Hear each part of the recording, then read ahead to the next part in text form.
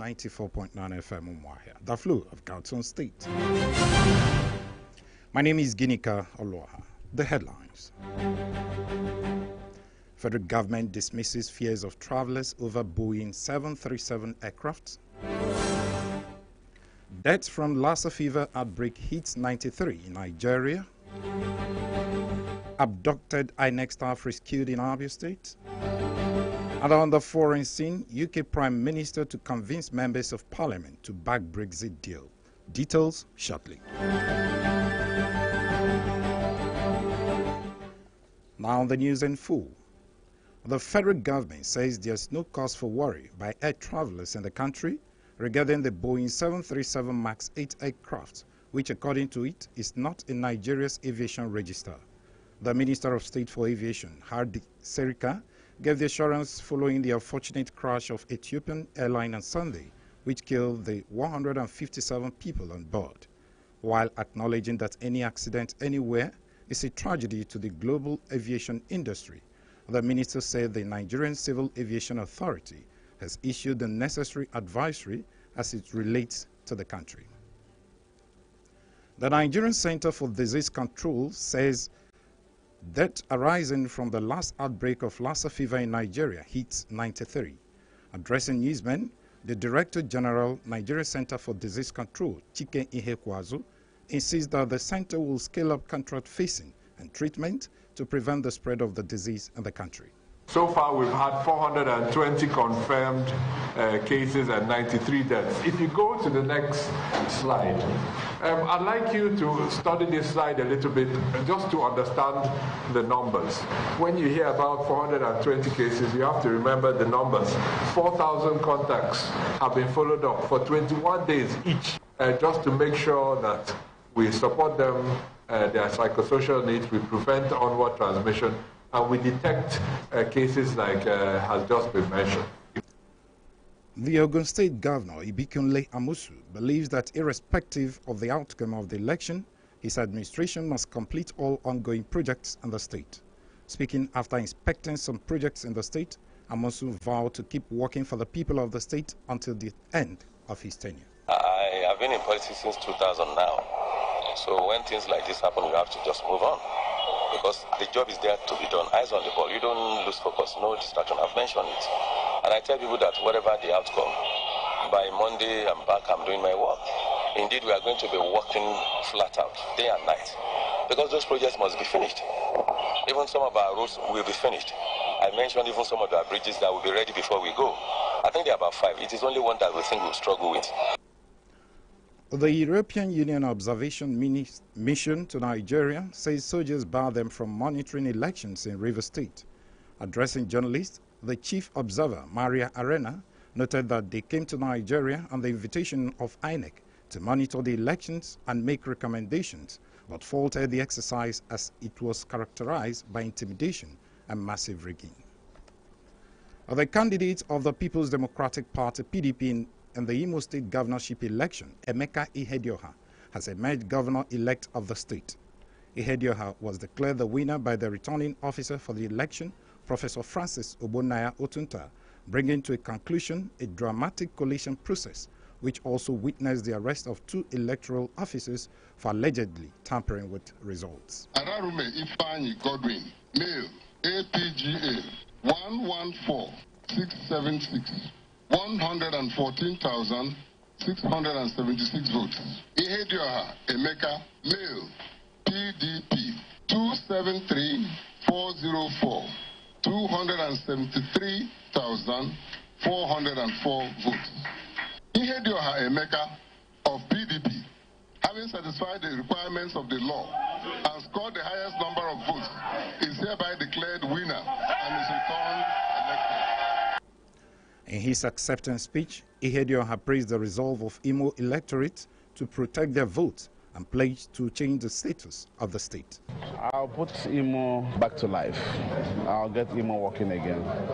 We'll get the systems functioning and running. We shall reintroduce in our state systemic administration. We shall, by the grace of God, get back to the basics and revive our cultural heritage, give meaning to life, revive our ethical system.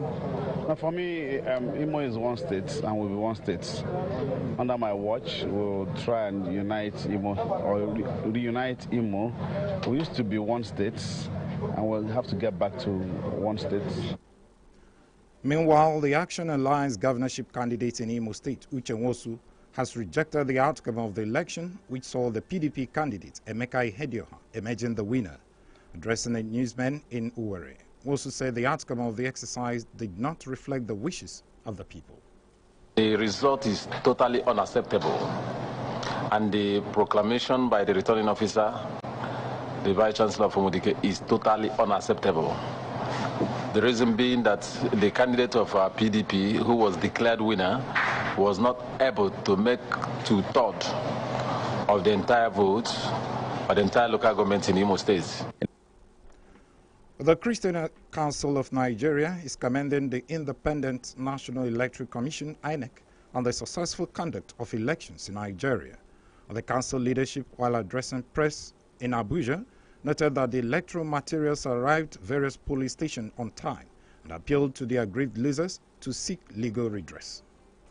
We equally applaud INEC for adjusting to early arrival of officials and voting materials during the gubernatorial and state house of assembly elections. Parties aggrieved should seek redress through available legal instruments.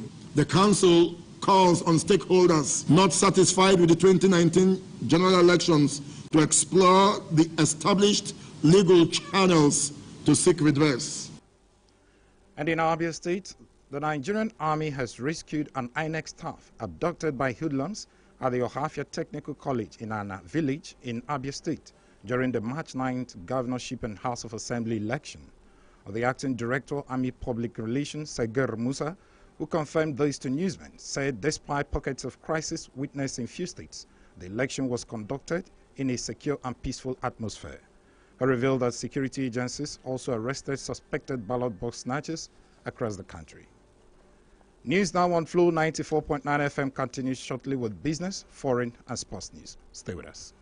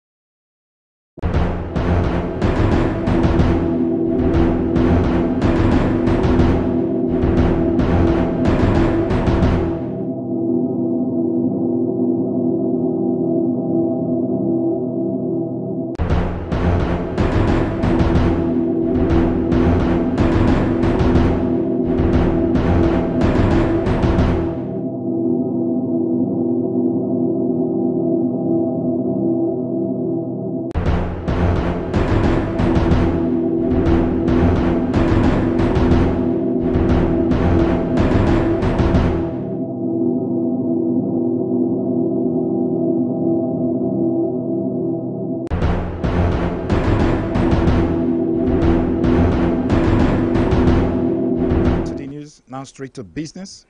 The Central Bank of Nigeria is set to conduct a primary market auction tomorrow to roll over 89.5 billion naira worth of treasury bills. The 91-day tenor had a last stop rate of 10.90% and is expected to have a stop rate between 10.50% and 10.99% at the end of the week. And from the foreign scene, UK Prime Minister Theresa May is making a final bid to save her Brexit deal ahead of a Crunch Commons vote.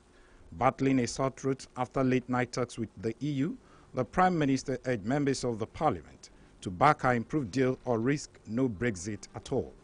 But a key group who keep her government in power have both rejected the deal.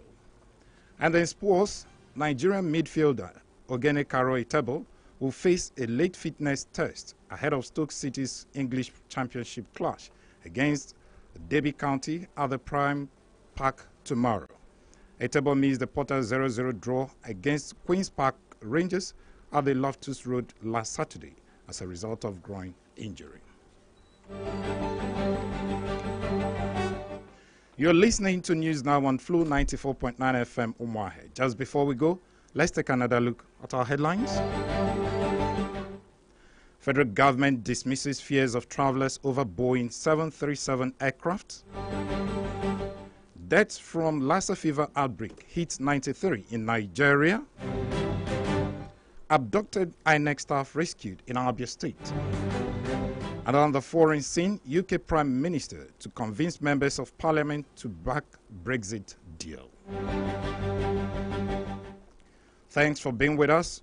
Do join us at 6:45 a.m., noon, and 6 p.m. every weekday for additional newscast. This is Flu 94.9 FM, the Flu of Godson State. You can send your views or information to flowfmnews@gmail.com or visit www.flownews.com.ng for more stories. This bulletin was edited by Samson Eze. My name is Ginika Oluoha. Many thanks for staying with us. Good evening.